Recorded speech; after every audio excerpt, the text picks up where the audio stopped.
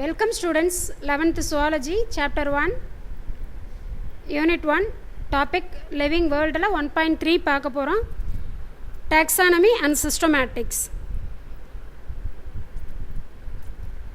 Taxonomy, taxis அப்படின்னாலே arrangement அப்படின்னு சொல்லுவாங்க. Taxisனா என்ன சொல்லுவாங்க? Arrangement. Norms அப்படின்னா law அப்படின்னு சொல்லுவாங்க. But taxonomy means science of arrangement of living organisms along with classification, description, identification and naming of organisms, which includes all flora and fauna including microorganisms of the world. வகைப்பாட்டியல் taxonomy அப்படின்னா என்ன அப்படின்னா, உலகத்தில் இருக்கக்கூடிய தாவரமாக இருக்கட்டும், விலங்குகளாக இருக்கட்டும், ஈவன் மைக்ரோ ஆர்கானிசம்ஸ்னு சொல்லக்கூடிய நுண்ணுயிரிகளாக இருக்கட்டும், இது எல்லாத்தையுமே இனம் கண்டுபிடிச்சி அதுக்கு நம்ம ஒரு நேமிங் பெயரிட்டு அதுக்கு விலக்கி வகைப்படுத்துறது மட்டும் இல்லாமல் அதை வரிசை கிரகமாக அரேஞ்ச்மெண்ட் பண்ணக்கூடிய ஒரு அறிவியல் பிரிவை தான் நம்ம என்ன சொல்கிறோம்? டெக்ஸானமி அப்படின்றோம். டெக்ஸானமினா என்ன சொல்கிறோம்? தாவரமாக இருக்கட்டும், மைக்ரோ ஆர்கானிசம்ஸ் ஆர் அனிமல்ஸ், எதாவது ஃப்ளோரானா என்ன சொல்லுவோம்? ஃப்ளோரா அண்ட் ஃபானானா என்னென்னு தெரியுமாம்மா? ஃப்ளோரா அப்படின்னா பிளான்ஸ், ஃபானானா அனிமல்ஸ். ஓகேவா? ஃப்ளோரானா பிளான்ஸ், ஃப்ளோரா பானானா அனிமல்ஸாக இருக்கட்டும், பிளான்ஸாக இருக்கட்டும், ஆர் மைக்ரோ ஆர்கானிசமாக இருக்கட்டும். இதை நம்ம என்ன பண்ணுறோம் அப்படின்னு சொன்னால், ஃபஸ்ட்டு யார் அப்படின்றத ஃபைண்ட் அவுட் பண்ணுறோம், கண்டுபிடிச்சி அதுக்கப்புறம் அதுக்கு ஒரு நேம் கொடுத்து அதை பற்றி விளக்கி கிளாஸிஃபை பண்ணிவிட்டு அதை வரிசையாக அடுக்கி வைக்கிறோம் இல்லையா? அந்த செய்யக்கூடிய அந்த சயின்டிஃபிக் மெத்தடுக்கு பேர் தான் டெக்ஸானமி. இது இம்பார்ட்டன்ட் 2 மார்க்மா. இந்த டெக்ஸானமி அப்படின்ற வேர்டை ஃபர்ஸ்ட் இன்ட்ரடியூஸ் பண்ணவங்க யார் அப்படின்னு 1 மார்க்கில் கேட்பாங்க. இந்த வேர்ட் டெக்ஸானமி வாஸ் காயின் பண்ணது யாருன்னு கேட்பாங்கம்மா? Augustin Pyramus de Candolle. Augustin Pyramus de Candolle. எந்த இயர் அப்படின்னா 1813. Taxonomy is a theoretical study of classification with well-defined principles, rules and procedure. இன்னும் அடிஷ்னலாக என்ன சொல்லலாம்? டெக்ஸானமியோட இன்னொரு வரையறை என்ன சொல்கிறாங்க, இன்னொரு டெஃபினேஷன் என்ன கொடுத்துருக்காங்க அப்படின்னு பார்த்தீங்கன்னா, டெக்ஸானமினா என்ன அப்படின்னா, நல்ல வெல் டிஃபைன் வரையறுக்கப்பட்ட தத்துவங்கள் அப்படின்னு சொல்லுவாங்க இல்லையா? தத்துவங்கள், விதிமுறை மற்றும் செயல்முறையை கொண்டு உருவாக்கப்பட்ட ஒரு கருத்தியல் பிரிவுன்னு கூட நம்ம டெக்ஸானமியை சொல்லலாம். தியரிட்டிக்கல் ஸ்டடி அப்படின்றாங்க. Taxonomy is the theoretical study of classification with well defined principles, rules and procedure. நல்ல well defined principles, rule, procedure, இது மூணையும் கொண்டு உருவாக்கப்பட்ட ஒரு கருத்தியல் பிரிவுன்னு நம்ம டெக்ஸானமியை வரையறை செய்யலாம். இதுவும் 2 மார்க்மா. அந்த டெக்ஸானமியோட வரையறையும் எழுதுங்க, இதையும் அடிஷ்னலாக எழுதுங்க. அடுத்து மிக இம்பார்ட்டன்ட் 1 மார்க் அடிக்கடி வரக்கூடியது, ஃபாதர் ஆஃப் டெக்ஸானமி யாருன்னு கேட்பாங்க. அதில் ஃபாதர் ஆஃப் மாடர்ன் டெக்ஸானமின்னு கேட்டால் கரோலஸ் லின்னேயஸ்ன்னு எழுதுங்க. ஃபாதர் ஆஃப் கிளாசிக்கல் டெக்ஸானமி அல்லது நார்மலாக ஃபாதர் ஆஃப் டெக்ஸானமினா அரிஸ்டாட்டில்னு எழுதுங்க. சரிங்களா? ஃபாதர் ஆஃப் கிளாசிக்கல் டெக்ஸானமினா யார்? அரிஸ்டாட்டில். ஃபாதர் ஆஃப் மாடர்ன் டெக்ஸானமினா கரோலஸ் லின்னேயஸ். Next systematics. டெக்ஸானமியோட சிமிலர் தாம்மா சிஸ்டமேட்டிக்ஸும், வெரி சிமிலர் தான். ரெண்டோட கோல் எய்ம் என்ன அப்படின்னு பார்த்தீங்கன்னா, is to classify organism with stipulated rules. The main criteria of systematics என்ன அப்படின்னு பார்த்தீங்கன்னா, கிரிட்டீரியா ஃபார் சிஸ்டமேட்டிக்ஸ் 2 மார்க்கில் கேட்டிருக்காங்கம்மா. Identifying, describing, naming, arranging, preserving and documenting the organisms. என்னென்ன பண்ணுறாங்கன்னு பாருங்கள். மெயின் கிரிட்டீரியா என்னென்னு பாருங்கள். ஃபஸ்ட்டு ஐடென்டிஃபை, கண்டுபிடிக்கிறாங்க. ஃபஸ்ட்டு என்ன சொல்லுறாங்க? ஐடென்டிஃபையிங். டெஸ்கிரைபிங், விளக்கம் கொடுக்கணும். ஐடென்டிஃபையிங்னா கண்டுபிடிச்சிட்டோம், அதுக்கப்புறம் டெஸ்கிரைபிங் விளக்குறோம், அதுக்கப்புறம் என்ன செய்கிறோம்? நேமிங், பெயர் கொடுக்குறோம். அரேஞ்சிங், அதை ஆர்டராக அரேஞ்ச் பண்ணுறோம்.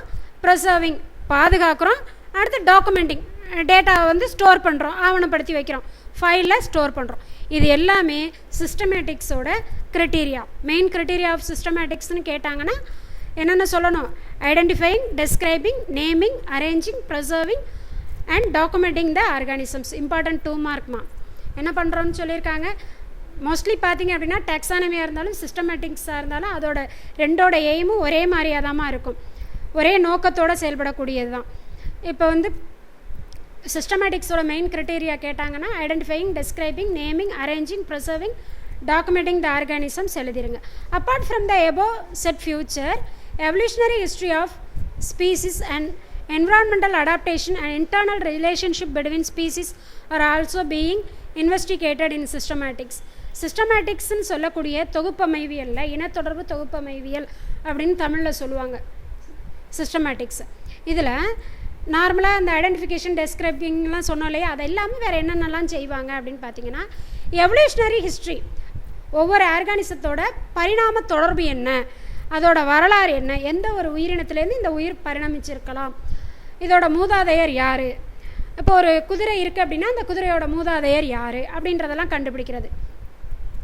அடுத்து என்விரான்மெண்டல் அடாப்டேஷன், சூழ்நிலையோடு அது எப்படி தகவமைச்சிட்டு தன்னை அடாப்ட் பண்ணிட்டு வாழுது, எப்படி வந்து சூழ்நிலையோடு அது இன்டர் ரிலேஷன்ஷிப் வச்சுருக்கு, இதை பற்றியும் இன்வெஸ்டிகேட் பண்ணுவாங்க. இதில் இந்த இனத்தொடர்பு தொகுப்பமைவியல்னு சொல்லக்கூடிய சிஸ்டமேட்டிக்ஸில். நெக்ஸ்ட், ஹிஸ்ட்ரி ஆஃப் கிளாசிஃபிகேஷன், வகைப்பாட்டியலோட வரலாறு அப்படின்னு எடுத்துட்டிங்கன்னா, இயர்லி கிளாசிஃபிகேஷன் வந்து பார்த்திங்க அப்படின்னா ரெண்டாக சொல்லியிருக்காங்க. அனிமலை வந்து ஒன்று பெனிஃபிஷியல், இன்னொன்று ஹார்ம்ஃபுல், நன்மை தரக்கூடியது, தீமை தரக்கூடியது. பெனிஃபிஷியல்னா என்னது, நமக்கு யூஸ் ஆகக்கூடிய அனிமல். ஹார்ம்ஃபுல்னால் என்ன கொண்டு செய்யக்கூடியது, தீங்கு விளைவிக்கக்கூடியதுன்னு ரெண்டே க்ரைட்டீரியாவாக பிரிச்சுட்டாங்க. அடுத்து ஆன்சியன் கிளாசிஃபிகேஷன் சிஸ்டம் என்ன சொல்லுது அப்படின்னா, அனிமல்ஸை வந்து 5 குரூப்பாக பிரிச்சிருக்கு. என்னென்ன அப்படின்னு பார்த்தீங்கன்னா, domestic, wild, creeping, flying, C animals. என்ன கொடுத்துருக்காங்க, டொமஸ்டிக் வீட்டு விலங்குகள், வைல்டுனா காட்டு விலங்குகள், க்ரீப்பிங் ஊர்வன, ஃப்ளையிங் பரப்பன, அடுத்து சி அனிமல்ஸ் கடலில் வாழக்கூடிய விலங்கினங்கள்னு 5 குரூப்பாக பிரிச்சிருக்காங்க.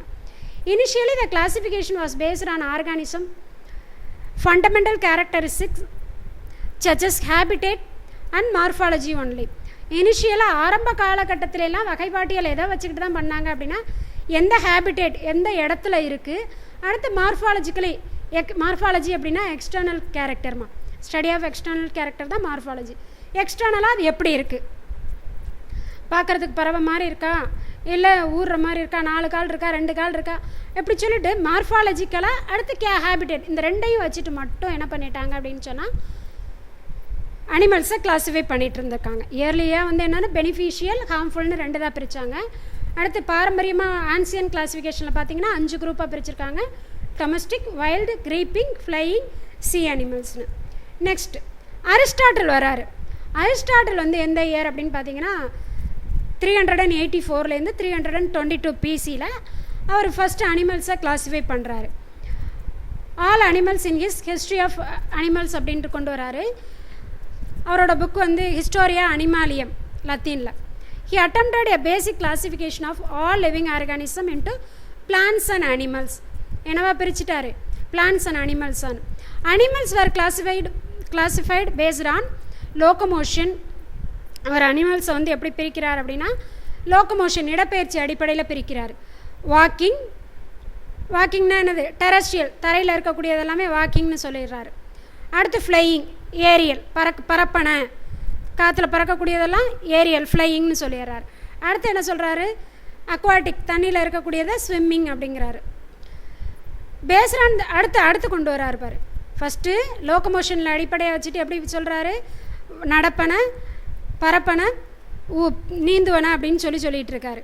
லோக்கமோஷன் அடிப்படையாக வச்சுட்டு வாக்கிங், தரையில் இருக்கிறத வாக்கிங் தரைவாழ்விகள், ஃப்ளையிங் பரப்பன காற்றில் பறக்கிறது, ஸ்விம்மிங் அக்வாட்டிக் இதெல்லாம் என்ன சொல்கிறாரு, நீந்துவன அக்வாட்டிக்னா என்ன தண்ணி அப்படின்னு சொல்கிறாரு. அடுத்தபடியாக இன்னொரு கிளாஸிஃபிகேஷன் கொண்டு வராரு, வித் ஆர் வித்தவுட் பிளட், அதாவது இரத்தம் உடையவை இரத்தம் அற்றவைன்னு கொண்டு வராரு. Based on the presence or absence of red blood, அதாவது இரத்த சிவப்பு செல் எதுக்கு இருக்கோ அதை வந்து எனைமானும், பிளட் இல்லாததை என்ன சொல்கிறாரு அப்படின்னா அனைமானும் சொல்கிறாரு. அனைமா ஏ அப்படின்னாலே என்ன அர்த்தம் அப்படின்னா ஆப்சன்ஸ்னு அர்த்தம். அப்போ வித்தவுட் பிளட் உள்ளதெல்லாம் அனைமான்னு சொல்கிறாரு, பிளட் உள்ளது எல்லாத்தையுமே என்ன சொல்கிறாரு அனைமா. பிளட் இல்லாததை வித்தவுட் பிளட்னா என்ன அனைமான்னு சொல்கிறாரு, வித் பிளட் வந்து எனைமான்னு சொல்கிறாரு. இதெல்லாமே 2 மார்க்கில் கேட்பாங்க. அரிஸ்டாட்டில் கிளாசிஃபிகேஷன் சிஸ்டமில் சில limitations and many organisms where not fitting in to his classification. இவரோட கிளாஸிஃபிகேஷனில் எல்லா ஆர்கானிசத்தையும் கொண்டு வர முடியலை இவரால். சில வரையறைக்கு உட்பட்டு தான், லிமிட்டேஷனுக்கு உட்பட்டு தான் அவரோட கிளாஸிஃபிகேஷன் இருந்தது. ஆனாலும் இவரோட கிளாஸிஃபிகேஷன் ரொம்ப காலத்தில் பழக்க வழக்கத்தில் வச்சுட்டு தான் இருந்தாங்க, யூஸ் பண்ணிட்டு தான் இருந்தாங்க. ஆனால் இவரோட கிளாஸிஃபிகேஷன் இப்போ உள்ள மாடர்ன் கிளாஸிஃபிகேஷனோட இப்போ செட் பண்ணி பார்த்தீங்கன்னா செட்டாகவே ஆகாது. ஃபார் எக்ஸாம்பிள் பார்த்தீங்க அப்படின்னா, இவர் என்ன சொல்கிறாரு, அக்வாட்டிக் அப்படின்னு ஜென்ரலாக சொல்லிட்டு போயிட்டார், ஸ்விம்மிங்னு. இப்போ நீந்தது தான். இப்போ ஃப்ராக் இருக்குது, டேட்போல் இருக்குது. ஃப்ராகோட டேட்போல் என்னது, ஃப்ராகோட குட்டீஸ். ஃப்ராகோட குட்டீஸ் என்ன சொல்லுவோம், டேட்போல்னு சொல்லுவோம். தண்ணியில் நீந்திக்கிட்டு இருக்கும். அடுத்தபடியாக பார்த்தீங்க அப்படின்னு சொன்னால், ஃப்ராக் எங்கே வந்துடும், நல்லா ஃபுல்லாக மெச்சூர்ட் ஆனதுக்கப்புறம் தரைக்கு வந்துடும். டேட்போல் ஸ்டேஜில் தலைப்பிரட்டை வடிவத்தில் தண்ணியில் இருக்கும்போது கில்ஸை பயன்படுத்தி அழகாக சுவாசிச்சுக்கிட்டு நீந்திக்கிட்டு என்ன பண்ணும், தண்ணியிலேயே வாழும். அடுத்தபடியாக அது ஃபுல்லாக மெச்சூர் ஆனதுக்கப்புறம் எங்கே வந்துடும், லேண்டுக்கு வந்துடும். மெட்டமார்ஃபோசிஸ்னால் வளர்ச்சிதை வளர் உரு மாற்றம் அப்படின்னு சொல்லுவோம். மெட்டமார்ஃபோசிஸ்னு என்ன, வளர் உரு மாற்றம். தன்னோட ஸ்ட்ரக்சரையே மாற்றிட்டு, டெய்லாம் இருக்கக்கூடிய டேட்போல் என்ன ஆகிடும், தன்னோட டெய்லாம் மாறிட்டு மீன் மாதிரி இருக்கக்கூடிய அந்த டேட்போல் என்னவா மாறிடும், அழகாக தவளையாக மாறி லேண்டுக்கு வந்துடும். லேண்டுக்கு வந்துட்டு லேண்டில் அடாப்ட் பண்ணிவிட்டு அங்கே வாழ ஆரம்பிச்சிடும். ஸோ அவர் எந்த கேட்டகரியில் வச்சுருக்காரு, ஆம்பிபியன்கிற ஒரு கேட்டகரியை பற்றி சொன்னார் அரிஸ்டாட்டில், சொல்லவே கிடையாது. See here, for example, tadpole or frog are born in water and have gills, but when they metamorphosis into adult frog, they have lungs. Gills என்னவா மாறிடும், லங்ஸாக மாறிடும். தண்ணியில் இருக்கிற வரைக்கும் கில்ஸை வச்சுட்டு சுவாசிக்கும், தரைக்கு வந்த உடனே அது லங்ஸாக மாறி லங்ஸை வச்சுட்டு சுவாசிக்க ஆரம்பிக்கும். and can live both land and in water. How to classify frog and where to place them, அதை எந்த இடத்துல கிளாஸிஃபை பண்ணி வச்சுருக்காரு, தண்ணியில் இருக்குன்னு சொல்லுவாரா, தரையில் இருக்குன்னு சொல்லுவாரா, ரெண்டுமே சொல்லலை இல்லையா. ஆனால் அதை நார்மலாக இப்போ உள்ள கிளாஸிஃபிகேஷன் படி என்ன சொல்லணும், ஆம்பிபியன்ஸ் அப்படின்னு சொல்லணும். Aristotle classified organism based on locomotion. அவர் வந்து எதில் தான் கிளாஸிஃபை பண்ணி வச்சுருக்காரு, லோகோமோஷனை பேஸ் பண்ணி தான் கிளாஸிஃபை பண்ணி வச்சுருக்காரு. See here, hence birds, flying insects were grouped together. இன்னொரு கொலாப்ஸ் பாருங்கள். அவர் லோகோமோஷனை பேஸ் பண்ணி தான் பறவைகள்னு சொன்னார். பேர்ட்ஸ் ஓகே, பறக்குதுன்னு சொல்கிறாரு. பேட் இருக்குது, வவ்வால் இருக்குது, வவ்வாலை போய் பறவைன்னு நம்ம சொல்ல முடியுமா? ஏன்னா பேட்டுங்கிறது என்னது, மேமல்ஸ் இல்லையா, அது வந்து ஒரு ஃப்ளையிங் மேமல், பாலூட்டி. அடுத்து ஃப்ளையிங் இன்செக்ட் அப்படிங்கிறது இன்வெர்டபிரேட், பேர்ட்ஸுங்கிறது வெர்டபிரேட். இன்செக்ட் கரப்பாம்பூச்சியை போய் பறவைன்னு நம்ம சொல்ல முடியுமா? ஆனால் அவர் என்ன செஞ்சு வச்சுருக்காரு, எல்லாத்தையும் ஒரே குரூப்பில் கொண்டு வந்து வச்சுருக்காரு. ஏன்னா சிங்கிள் ஃப்யூச்சரை வச்சுட்டு, பறக்குது அப்படின்ற ஒரே ஃப்யூச்சரை வச்சுட்டு கொண்டு வந்துட்டுருக்காரு. அடுத்து இன்னும் சொல்லிகிட்டே போகலாம். சில பறவைகள் பறக்கவே பறக்காது, ஈமு, பெண் குயின் இதெல்லாம் வந்து பறக்காது. ஆனால் அவர் அதை பறவைகள்னு சொல்லவே இல்லை. ஸோ அந்த ஃப்ளையிங் எபிலிட்டியை மட்டும் வச்சுட்டு சொல்லியிருக்காரு. And the contrary the above example, ஆஸ்ட்ரிச்சாக இருக்கட்டும், ஈமுவாக இருக்கட்டும், பெண் குயினாக இருக்கட்டும், அதெல்லாம் என்ன பண்ண முடியாது, ஃப்ளை பண்ண முடியாது. ஆனால் அதுக்காக நம்ம அதை பறவை இல்லைன்னு சொல்ல முடியாது இல்லையா. ஆனால் அரிஸ்டாட்டில் இதை வந்து அந்த பேர்ட்ஸுங்கிற கேட்டகரியில் கொண்டே வரலை. யாரை ஆஸ்ட்ரிச், ஈமு, பெண் குயினை என்ன பண்ணலை, பேர்ட்ஸுங்கிற கேட்டகரியில் அவர் வந்து இன்க்ளூட் பண்ணலை. ஆனால் என்ன பண்ணணும், இன்க்ளூட் பண்ணணும். So Aristotle would not have classified them as birds. In spite of this limitation, Aristotle classification system was followed for more than 2000 years up to 1700 years. Aristotle கிளாஸிஃபிகேஷனில் நிறைய லிமிட்டேஷன், நிறைய குறைபாடுகள் இருந்தாலுமே என்ன பயன்பாட்டில் தான் இருந்துட்டு இருந்தது. அதுக்கப்புறம் வராங்க, அரிஸ்டாட்டிலுக்கு அப்புறம் தியோப்ராஸ்டஸ் அப்படின்ற சயின்டிஸ்ட் வராரு. தியோப்ராஸ்டஸ்னால் உங்களுக்கு நல்லாவே தெரியும், ஃபாதர் ஆஃப் பாட்டனி யார், தியோப்ராஸ்டஸ். There was huge gap till 16th century. The English naturalist John Ray, அடுத்து ஜான் ரே வராரு. நம்ம தியோப்ராஸ்டஸ் என்ன பண்ணுவார் அப்படின்னு சொன்னால், பிளான்ஸில் நிறைய ரிசர்ச் பண்ணியிருப்பாருமா, அதனால தான் அவர் ஃபாதர் ஆஃப் பாட்டனின்னு சொல்கிறோம். அடுத்தபடியாக பார்த்தீங்க அப்படின்னா ஜான் ரே, இங்கிலீஷ் நேச்சுரலிஸ்ட் ஒருத்தர் இருக்கார். 1627 1705 அந்த காலகட்டத்தில் வாழ்ந்த மனிதர். wrote several important works through his life. His most important contribution was the establishment of species as the ultimate unit of taxonomy. அவர் வந்து மெத்தோடஸ் பிளான்டாரம் நோவா அப்படின்ற ஒரு புக்கை பப்ளிஷ் பண்ணார். எந்த வருஷம் அப்படின்னா 1682. Very important 1 mark. Methodus Plantarum Nova அப்படின்ற book வந்து யாருடையது அப்படின்னு கேட்பாங்க, ஜான் ரே. சரியா? எந்த வருஷம்னு கேட்டால் 1682. இவர் வந்து பார்த்தீங்க அப்படின்னு சொன்னால் இதில் 18,000 பிளான்ட் ஸ்பீசிஸை பற்றி சொல்லியிருப்பார். ஆனால் ஸ்பீசிஸ் கான்செப்ட் அப்படிங்கிற போது ரொம்ப கம்மியாக தான் கொடுத்துருப்பாரு. நிறைய பிளான்ட் ஸ்பீசிஸை பற்றி அவரோட மெத்தோடஸ் பிளான்டாரமில் சொல்லியிருந்தாலும் ஆனால் அந்த ஸ்பீசிஸோட கான்செப்ட் பற்றி ரொம்பவே கம்மியாக தான் கொடுத்துருப்பாரு. Is complicated classification was based on many combined character. இவர் வந்து நிறைய கேரக்டரை எடுத்துகிட்டு கிளாஸிஃபை பண்ணியிருப்பார் அனிமல்ஸை. அந்த மாதிரியும் பண்ணக்கூடாது. நிறைய கம்பைன்டு கேரக்டர் எடுத்து பண்ணாலும் கொஞ்சம் கொலாப்ஸ் ஆகும். சரிங்களா? John Ray also aimed at publishing a complete system of nature which include work of mammals, reptiles, birds, fishes. அவரோட இது என்ன அப்படின்னா எல்லாத்தையுமே அதில் கொண்டு வரணும். Mammals, reptiles, birds, fishes, insects இது எல்லாத்தையுமே நம்மளோட கிளாசிஃபிகேஷனில் கொண்டு வரணும் அப்படின்றத அவரோட எய்மாக இருந்தது. பட் நிறைய கேரக்டர் அவர் எடுத்துக்கிட்டதுனால அதுவும் கொஞ்சம் கொலாப்ஸ்டாக தான் இருந்தது. அதுக்கு அடுத்தபடியாக அவர் கிரேட் ஸ்வீடிஷ் பயாலஜிஸ்ட் வராரு. அவர் யார் அப்படின்னு பார்த்தீங்கன்னா கரோலஸ் லின்னேயஸ். 1707 1788 அவரோட காலகட்டம். ஃபாதர் ஆஃப் மாடர்ன் டாக்ஸானமின்னு சொல்லுவாங்க. Systematics modern systematics developed a scientific system of taxonomy and binomial nomenclature. இரு பெயரிடு முறையை கண்டுபிடிச்சவங்க யார் அப்படின்னு பார்த்தீங்கன்னா இந்த கரோலஸ் லின்னேயஸ் தான். கரோலஸ் லின்னேயஸ் தான் இந்த பைனாமியல் சிஸ்டம் ஆஃப் நாமன்க்ளேச்சரை கண்டுபிடிச்சவங்க. Still with modification in use. இதுதான் இந்த பைனாமியல் நாமன்க்ளேச்சர் தான் இன்றைக்கி பயன்பாட்டில் இருந்துகிட்ருக்கு. யாரோட method? Carolus Linnaeus. Aristotle to Linnaeus. Aristotle ஆரம்பித்து லின்னேயஸ் வரைக்கும் எல்லாருமே என்ன பண்ணியிருக்காங்க அப்படின்னா ஏதோ ஒரு சிங்கிள் ட்ரைட் ஒரே ஒரு பண்பை எடுத்துட்டு அனிமல்ஸை என்ன பண்ணியிருக்காங்க அப்படின்னா வகைப்படுத்தியிருக்காங்க. With increased knowledge of several biological domains many characters were considered for classifying organisms. அதை பற்றி அதிகப்படியான அறிவை பயன்படுத்தி ஒவ்வொரு அனிமல்ஸையும் கிளாஸிஃபை பண்ணியிருக்காங்க. This represented the base of classical taxonomy which was based on overall similarities or affinities derived from morphology, anatomy and embryology of organisms. Morphology external character, anatomy internal character, embryology developmental character. இப்படி ஒவ்வொரு ஆர்கானிசமும் புறத்தோற்றத்தில் எப்படி இருக்குது, உள்ளடி இன்டர்னலாக எப்படி இருக்குது, அடுத்து அந்த உயிரினம் எப்படி வந்து ஒரு சைக்கோட்லேருந்து உருவாகுது, இதெல்லாம் பேஸ் பண்ணி தான் இந்த கிளாசிஃபிகேஷன் கொண்டு வந்திருக்காங்க. The modification of the system is numerical taxonomy. எண்ணியல் வகைப்பாடுன்னு ஒன்று புதுசாக கொண்டு வந்தாங்க. எப்போ அப்படின்னா 1950s. அடுத்து பார்த்தீங்க அப்படின்னா the system evaluate the resemblance and differences through the statistical method following by computer analysis to establish numerical degree of relationship among individuals. Later on, biologists initiated studies on evolutionary and genetic relationship among organisms which helped to emerge a phylogenetic classification or cladistic. அம்மாடி numerical டாக்ஸானமின்னா எண்ணியல் வகைப்பாடு. எண்ணியல் வகைப்பாடு அப்படின்றதுன்னா என்ன?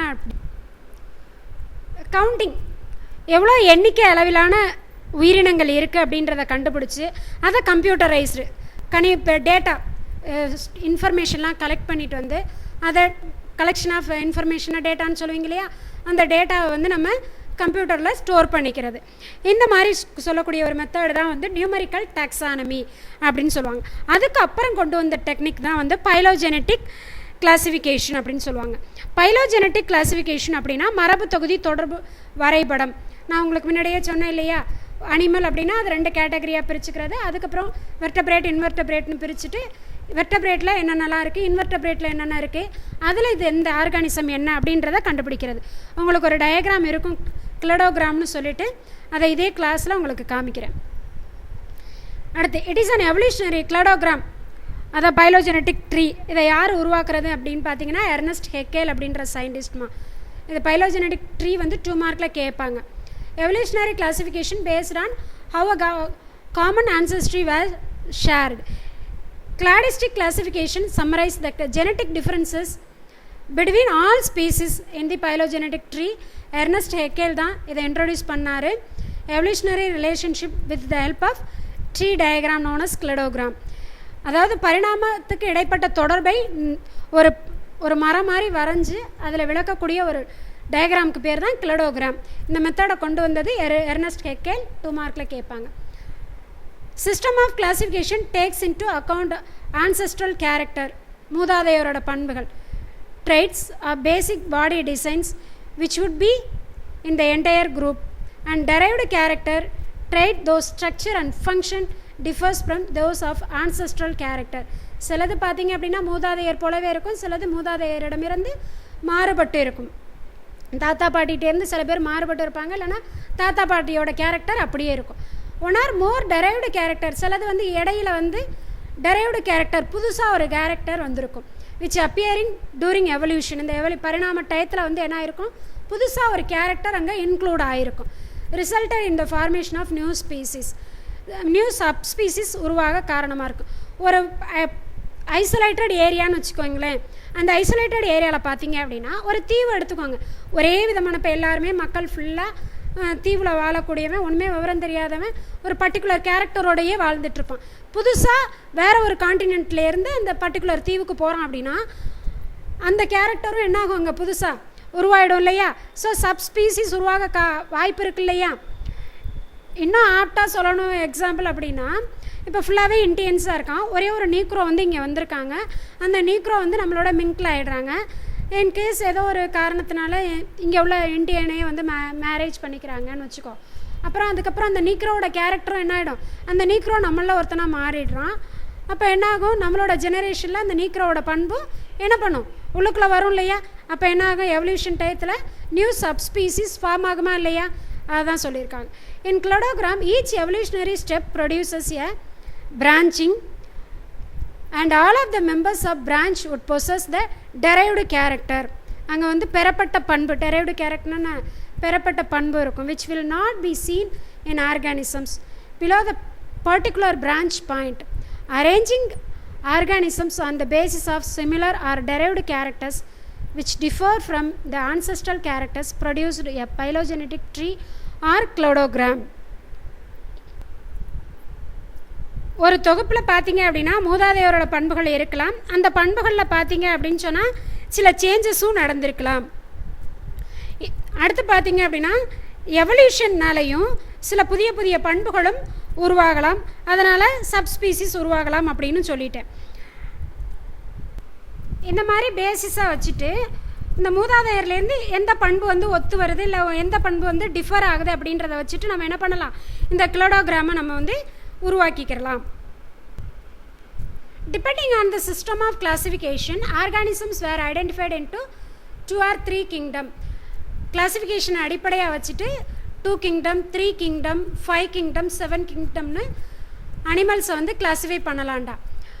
Later into 4, 5, 6 now into 7 வரைக்குமே animal கிங்டமை classify பண்ணியிருக்காங்க. 5 kingdom classification யார் கொண்டு வந்ததுன்னு கேட்பாங்க. 1969 ஆர்ஹெச் விட்டேக்கர் அப்படின்ற சயின்டிஸ்ட் 5 kingdom 5 உலக வகைப்பாட்டு முறையை கண்டறிந்தவர் ஆர்ஹெச் விட்டேக்கர். எந்த வருஷம் அப்படின்னு பார்த்தீங்கன்னா 1969. அடுத்து இந்த 5 kingdom கிளாஸிஃபிகேஷனில் என்னென்னலாம் வரும் அப்படின்னா Monera, Protista, fungi, Plantae, Animalia. ஒரு செல் உயிரினங்கள் தான் மொனிரா, புரோட்டிஸ்டா. அடுத்து ஃபங்கைனா பூஞ்சைன்னு சொல்லுவீங்க, பிளான்டானா பிளான்ஸ், அனிமாலியானா அனிமல்ஸ். இது எல்லாமே எதை பேஸ் பண்ணி தான் இந்த 5 kingdom கிளாஸிஃபிகேஷன் கொண்டு வந்தாங்க அப்படின்னா ஒரு அனிமலோட செல் ஸ்ட்ரக்சர், அந்த செல் ஸ்ட்ரக்சர் எப்படி இருக்குது, அடுத்து mode of nutrition, intake of food, அது எப்படி சாப்பிடுது, ஆட்டோட்ரோஃபிக்கா, ஹெட்ரோட்ரோபிக்கா, சாப்ரோஃபைட்டிக்கா, அது என்ன விதமான சாப்பாடை எடுத்துக்குது, அடுத்து mode of reproduction, sexual reproduction பண்ணுதா, செக்ஷுவல் ரீப்ரொடக்ஷன் பண்ணுதா, அதில் பட்டிங்கா, ஸ்போருலேஷனா, பைனரி ஃபிஷனா, பார்த்தினோஜெனிஸா, எந்த வகையான ரீப்ரொடக்ஷன் பண்ணுது, அடுத்து பைலோஜெனட்டிக் ரிலேஷன்ஷிப், எவல்யூஷனரி ரிலேஷன்ஷிப் எப்படி இருக்குது, இதெல்லாம் பேஸ் பண்ணி தான் இந்த 5 kingdom கிளாஸிஃபிகேஷன் கொண்டு வந்தாங்க. அந்த 5 kingdom கிளாஸிஃபிகேஷன் கொண்டு வந்தது ஆர்ஹெச் விட்டேக்கர். அதில் எந்தெந்த அனிமல்லாம் வருது, எந்தெந்த ஆர்கானிசம்ஸ்லாம் வருதுன்னா Monera, Protista, fungi, Plantae, Animalia. Classification has come a long way and now takes into account even molecular level DNA and RNA identification. Classification வந்து பார்த்தோம், எக்ஸ்டர்னல் கேரக்டரை வச்சுட்டு பண்ணாங்க, இன்டர்னல் கேரக்டரை வச்சுட்டு பண்ணாங்க, கருவியல் அடிப்படையாக டெவலப்மெண்டல் கேரக்டரை வச்சுட்டு பண்ணாங்கன்னெலாம் பார்த்தோம். இப்போ நவடேஸ் பார்த்தீங்க அப்படின்னு சொன்னால் ஆர்என்ஏ டிஎன்ஏ வச்சுட்டெல்லாம் வந்து மாலிகுலார் லெவலில் கூட இன்றைக்கி கிளாஸிஃபை பண்ணிகிட்ருக்காங்க அனிமல்ஸை. The advancement in molecular techniques and biochemical assays has led to a new classification, 3 domain classification, 3 உலக வகைப்பாடு. நெக்ஸ்ட்டு கிளாஸில் 3 உலக வகைப்பாடு பற்றி டீட்டெயில்டாக நம்ம பார்க்க போகிறோம். கிளடோகிராம் பார்க்குறீங்களா? கிளடோகிராம்னா என்ன அப்படின்றத வந்து நம்ம சொல்லிகிட்டே இருந்தோம் இல்லையா? இப்போ கிளடோகிராமுக்கு ஒரு எக்ஸாம்பிள் கொடுத்துருக்காங்க. சீகியர் எல்லாத்தையுமே நம்ம என்ன கொண்டு வரோம், வெர்டபிரேட் அப்படின்னு கொண்டு வரோம். இப்போ ஷார்க்காக இருக்கட்டும், மற்ற ஃபிஷ்ஷஸாக இருக்கட்டும், அல்லது தவளை ஃப்ராக், அடுத்து வந்து என்ன இருக்குது, குரோக்கடைல் இருக்குது, பறவை ஒரு பேர்டு இருக்குது, அடுத்து பார்த்திங்க அப்படின்னா முயல், ரோடண்ட், அணில், முயல் இந்த கேட்டகரியில் வரக்கூடியது ரோடன்ஸ்னால். அடுத்தபடியாக ப்ரைமேட்ஸ், மங்கி இருக்குது. இது எல்லாமே ஃபஸ்ட்டு என்ன கேட்டகரியில் கொண்டு வந்திருக்காங்க, வெர்டபிரேட். எல்லாத்துக்கும் என்ன இருக்குது, முதுகெலும்பு இருக்குது. அடுத்து பார்த்திங்கன்னா இதை விட்டுட்டாங்க, சுறா மீன் விட்டுட்டாங்களா. அடுத்தது எல்லாமே என்ன இருக்குது, எலும்பு சட்டகம்னு சொல்லக்கூடியது பாருங்கள், போனி ஸ்கெலிட்டன். என்ன இருக்குது, போனி ஸ்கெலிட்டன். போனி ஸ்கெலிட்டன் இது எல்லாத்துக்குமே என்ன இருக்குது, போனி ஸ்கெலிட்டன். அடுத்து 4 லிம்ஸ், இது ரெண்டையும் விட்டுருங்க, ஃபிஷ்ஷஸ் எல்லாம் விட்டுருங்க, இந்த 2 ஃபிஷ்ஷையும் விட்டுருங்க. இந்த கேட்டகரியை பாருங்கள், ஆம்பிபியன்ஸ்லேருந்து ப்ரைமேட்ஸ் வரையும் எடுத்துக்கோங்க. இந்த 5லையுமே என்ன இருக்குது, 4 லிம்ஸ். டெட்ராபாட்ஸ், 4 கால் இருக்கா, எல்லாத்துக்கும் என்ன கால் இருக்குது, 4 கால் இருக்குது. இப்போ பறவைக்கு 4 கால் எங்கள் டீச்சர்னு கேட்கலாம். முன்னங்கால் என்னவா மாடிஃபை ஆகிருக்கு, விங்ஸாக மாடிஃபை ஆகிருக்கு. So 4 limbs. 4 லிம்ஸ் இங்கே வந்து முன்னங்கால்னு சொல்லக்கூடிய 4 லிம்ஸ், FORE, 4 லிம்ஸ் என்னவா மாடிஃபை ஆகிருக்கு அப்படின்னா ரெக்கையாக மாடிஃபை ஆகிடுச்சு. அடுத்து பின்னங்கால் தான், ஹைண்ட் லிம்ஸ் தான் காலாக இருக்குது. எதில், பறவையில். மற்ற எல்லாத்துலேயுமே FOUR, 4 கால் இருக்கா. ஓகே, அடுத்தது என்ன சொல்லியிருக்காங்க, amniotic egg. Amniotic egg, good. Amniotic முட்டைகள், இது எல்லாமே இது வந்து கிளிடாயிக் எக். தவளைன்னு எடுத்துட்டிங்கன்னா, தவளை முட்டை பார்த்திங்கன்னா குட்டி குட்டி குட்டி குட்டி முட்டையாக தண்ணியில் இருக்கும். அது வந்து நான் கிளிடாயிக். கிளிடாயிக் கிடையாது, நான் கிளிடாயிக், ஓடற்ற முட்டை. அப்போ அதை தனியாக ஒதுக்கிடுங்க. அடுத்து ஆம்னியாட்டிக் எக்கெல்லாம் எதெல்லாம் வரும்னு பார்த்திங்கன்னா, நம்ம குரோக்கடைல், பேர்ட்ஸ், ரோடன்ஸ், ப்ரைமேட்ஸ், இது எல்லாத்துக்கும் எக் எப்படி இருக்குன்னா ஆம்னியாட்டிக் எக். அடுத்தபடியாக பாருங்கள், ஹேர். இப்போ வந்து யாரை நெக்லெக்ட் பண்ணிடுறீங்க, குரோக்கடைலை விட்டுருங்க. ஹேர், யாருக்கெல்லாம் ஹேர் இருக்கும், உரோமம், முடி யாருக்கெல்லாம் இருக்கும், பறவைகளுக்கும் இருக்கும், ரோடன்ஸ்னு சொல்லக்கூடிய கொறித்து உண்ணிகளுக்கும் இருக்கும், அடுத்து ப்ரைமேட்ஸ்ன்னு சொல்லக்கூடிய மங்கிகளுக்கும் இருக்கும். சரிங்களா? இந்த மாதிரி செட் பண்ணக்கூடிய ஒரு டயக்ராமுக்கு பேர் தான் கிளடோகிராம். இப்போ புரிஞ்சது இல்லையா? நெக்ஸ்ட், டு யூ நோ பாருங்கள், Carolus Linnaeus is the father of modern taxonomy. Modern taxonomy, father of modern டாக்ஸானமின்னு கேட்டால் யார் எழுதணும், Carolus Linnaeus. which is the system of classifying and naming organisms. One of his contribution was the development of hierarchical system of classification of nature. Today this system includes 8 taxa. Taxa சொன்னோம் இல்லையா, என்னென்ன taxa இருக்குது பாருங்கள், domain, kingdom, phylum, class, order, family, genus and species. 10th lower கிளாஸ்லேயே உங்கள் zoology teacher சொல்லி கொடுத்துருப்பாங்க. என்னென்ன taxa இருக்குன்னு பாருங்கள். ஹையர் ஆர்டரில் இருக்கக்கூடியது டொமைன், அதுக்கு அடுத்தபடியாக கிங்டம், அதுக்கும் அடுத்த கேரக்டர் ஃபைலம், ஃபைலம்க்கு அப்புறம் கிளாஸ், கிளாஸ்க்கு அப்புறம் ஆர்டர், ஆர்டருக்கு அப்புறம் ஃபேமிலி, ஃபேமிலிக்கு அப்புறம் ஜீனஸ், ஜீனஸ்க்கு அப்புறம் ஸ்பீசிஸ். ஸ்பீசிஸ்னால் சிற்றினம்னு சொல்லுவாங்கம்மா, ஜீனஸ்னால் பேரினம், ஃபேமிலினா குடும்பம், ஆர்டர் வகுப்பு, கிளாஸ்னால் வரிசை, ஃபைலம்னா தொகுதி, கிங்டம்னா அது என்ன சொல்லுவோம், அரச குடும்பம்னு சொல்லுவீங்க இல்லையா தூய தமிழில். அடுத்து பார்த்திங்கன்னா டொமைன். கிங்டம்னா உலகம், டொமைன்னா பேருலகம் அப்படின்னு சொல்லலாமா.